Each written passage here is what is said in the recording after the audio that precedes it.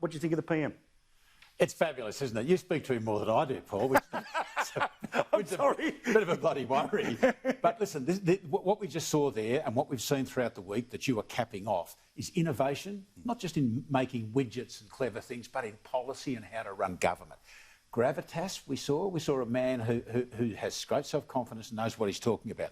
Competence, we see that each and every day. We see it from the inside. Australians might see it, as you said before, in a little cut. But what you've shown there is a great aspect of it.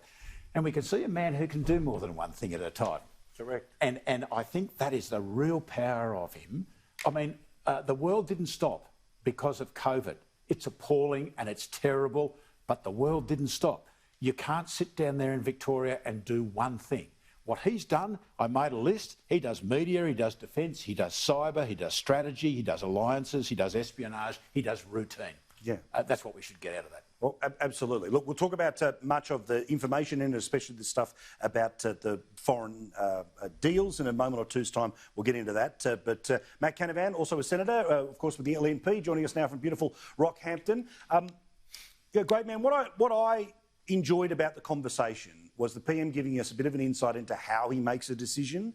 And I think it was really important when he re-emphasised the point that it's not March anymore. We've learnt a lot about the pandemic. We've learnt about how bad it can be, but we've also learnt how to live with it. And bar those bloody security guards and all of the decisions in Victoria, that's where we would be. It's the situation you're living in Queensland right now. What did you get out of the chat?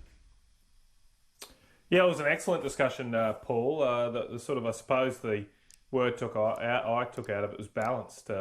Incredibly balanced about the issues around borders in particular, and the foreign relations issues, which are really serious ones, and I know we'll talk about later. But the perspective the PM brings on borders needs to be listened to by every premier in this country, because as I've always said, and I think you've had a consistent view as well, that look, there's some areas where sure we should have travel restrictions during this pandemic, but they have been implemented in such a rigid way that they're having massive impacts on businesses that you've highlighted, on individuals, and I think the PM was excellent on that, and hopefully some of these premiers can watch that, take heed, and think a bit harder about how they implement these types of measures.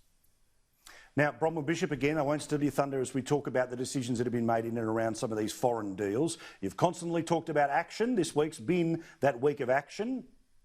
Well, Paul, we need the Prime Minister to succeed in reining in those premiers. And he gave us some action with that, telling us there's going to be legislation that will say the Commonwealth really does run foreign affairs. And there is a need for this to happen. And, is a need because we have been kissing the hand that holds the whip.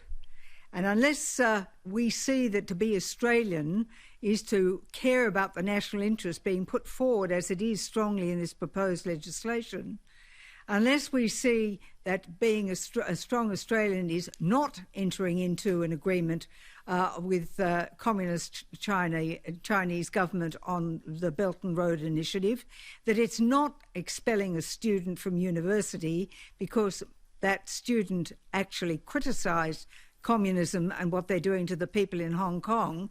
You don't side with a communist regime against our Australian people.